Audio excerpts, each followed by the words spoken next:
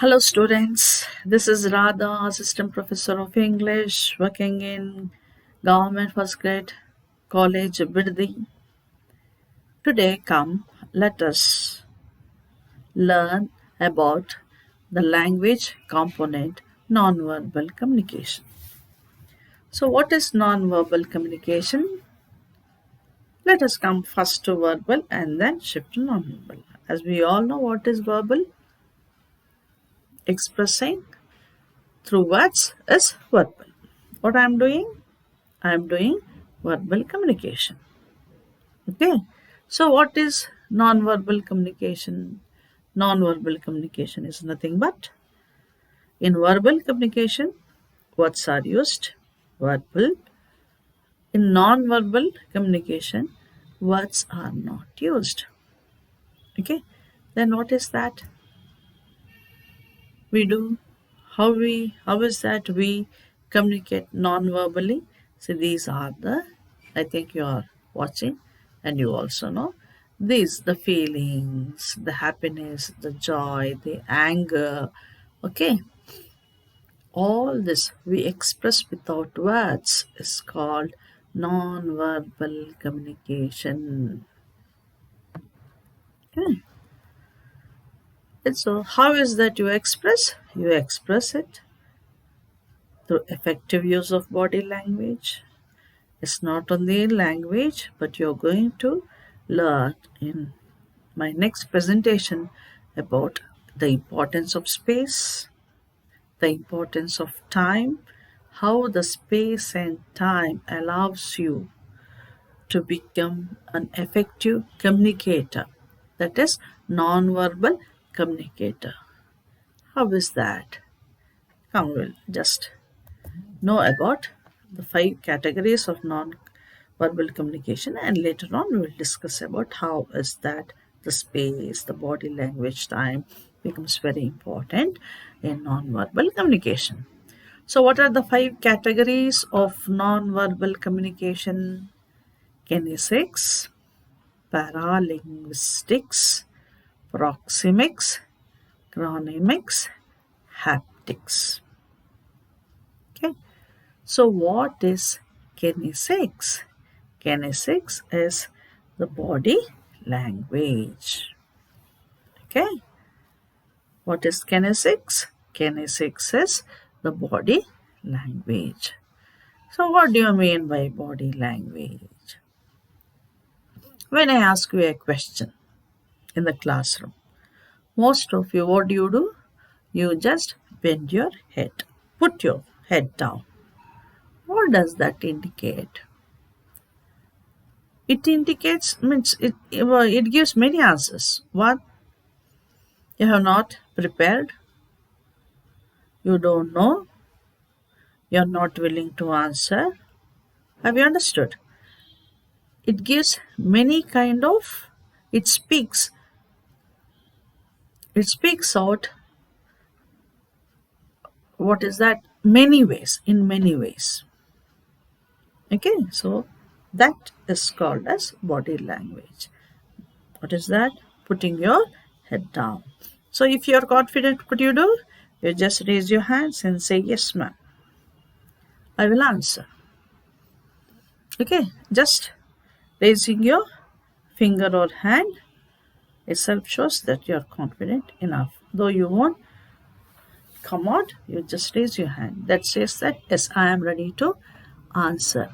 That is body language. Okay, it's just an example I am giving you to make you understand. That's it. The way you speak, the way you walk, the way you, what is that,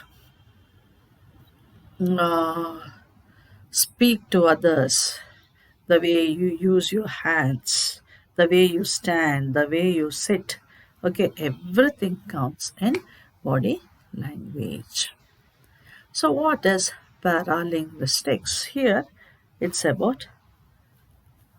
been written as the language of voice. What is this language of voice? Yes, language of voice here is the way you use the words, the way you convey the verse in the sense with clear pronunciation, one with the sound or the pitch you use. You module yourself accordingly. If there is a huge crowd, how is it you have to speak? You can't speak softly. You have to raise your voice. But that raising voice also has to be moduled. You can't just shout. Is it not so? So, all this, many more, come under paralinguistics, that is, the language of voice. What is proxemics? Proxemics talks about the language of distance or space. See, when we in the classroom, what we do, we maintain, say we have got a podium, is it not so? We stand near the board, and where is that you are sitting? With a distance. In a distance, your benches are laid and you sit on your benches. There is a distance. We maintain a distance. And that is a must for a teacher and a student. Is it not so? You feel comfortable. But when you go to home, you can't maintain such kind of distance with your family members or with your friends. Is it not so? If you maintain such kind of distance, what happens? It looks too odd. Is it not so? This is an proxemics talks about this kind of distance. The way you are near tells that the one who is next to you is very close to you. The way you maintain a distance, in the sense little bit, you maintain a good length of distance, then it is understood that yes, he is something more to you. Okay, and so here proximics proximics talks about the language of space and distance. All this come under which category? Non-verbal communication. What is chronemics? The language of time. So how is that the language of time becomes a non-verbal communication? The language of time is nothing but, for example, in the classroom, you are going to present a seminar paper. And so teacher has given you 5 minutes. Within 5 minutes, what is that you have to do? You have to present your paper. You're struggling hard. Okay? You go there, you stand, you keep on presenting, but you're not able to present what you have done within 5 minutes. Then you are not prepared.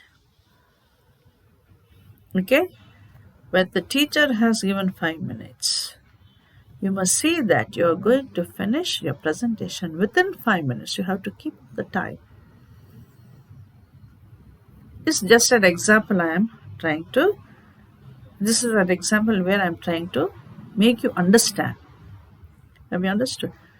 This 5 minutes, if you present your paper effectively, it may be 10 pages of your project. You are presenting it within 5 minutes very effectively. Then it's known as or called as chronemics. Means you are, yes, following, or that is called as chronemics. What is haptics? Haptics is nothing but the language of touch. What do you mean by the language of touch?